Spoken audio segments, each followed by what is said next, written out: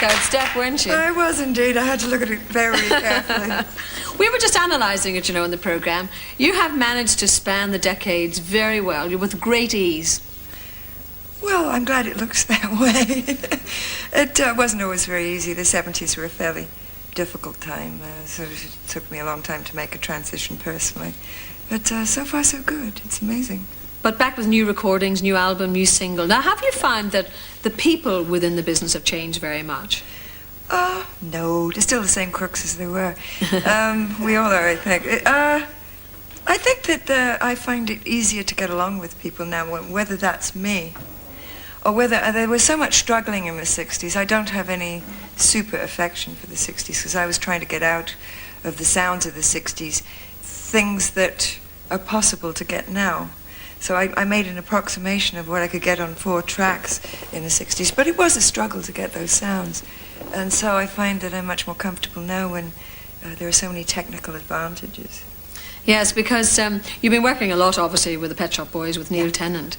Now, in the past, you've said that he's very patient with you in the studio. What exactly do you mean by that? Well, he was quoted recently as saying, Dusty thinks she can't sing and she's frightened that she's going to be found out. He's actually quite a good psychologist. I think he's very able to see through me. And I suppose there is an element of that in me that, you know, my heroes were always the Aretha Franklins of the world. Therefore, since I'm a white Irish lapsed Catholic, therefore I'm a sham. I mean, sometimes that comes through. In one line that will come through in the next line, because somebody says, no, you can't do that, I'll do it, the defiance comes out. So it's a bit of a muddle. But most of the time I'm a lot more comfortable with things now than I was then. Well, what's fascinating about you, though, is despite your enormous success since the 60s and all during the 60s, you've always had this self-doubt, you know, not being necessarily proud of your achievements. So why is that? I think part of that was probably some kind of conceit or arrogance, although I tried not to show it, that I perhaps knew better than the people who were praising me. And something happened to me, maybe when I wasn't getting as much praise. I must have been very spoilt. But recently it's come to me that what matters is that somebody has enjoyed what you do. And somehow that seems to have cut out my own super self-destructive, self-critical part of me. I'm able now to accept that my job is to try to please people. If they don't like it, there's nothing I can do about it. But at least my job is to try to connect, and that's what it's about. And I don't know where that came from, but I'm very grateful it came. It took a long time.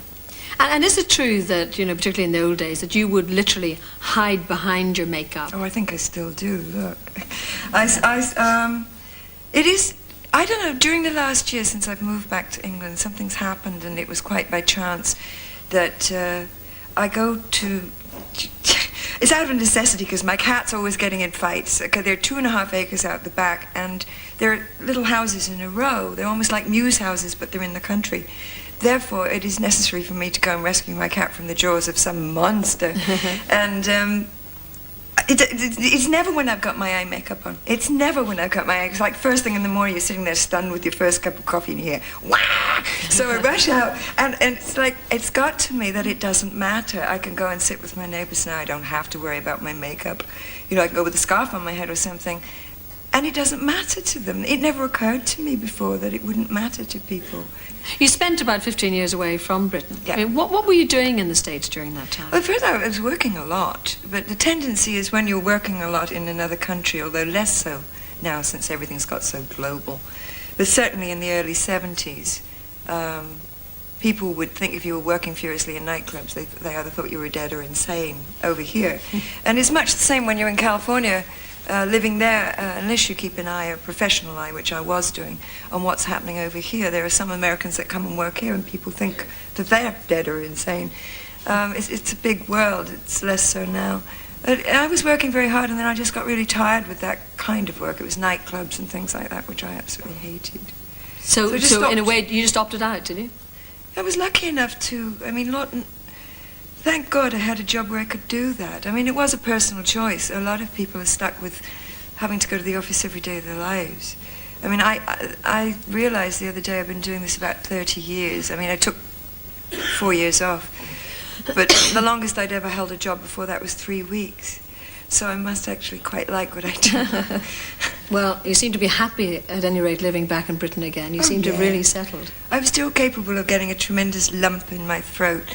I get really teary at looking at parts of the Thames. I live near the Thames, and so I realised how badly I missed it. How badly I missed that kind of slightly misty, rainy look, and there's plenty of that around. And then actually this last summer I wondered why I left California, because all the 2.5 acres was brown. And I thought, oh my God, I need never have left. But it started to rain a couple of weeks ago, and I was really grateful. Well, Dusty, you're looking great, and I'm really pleased you joined us on Sunday Sunday. Thank you very much indeed. Dusty Springfield. Thank you.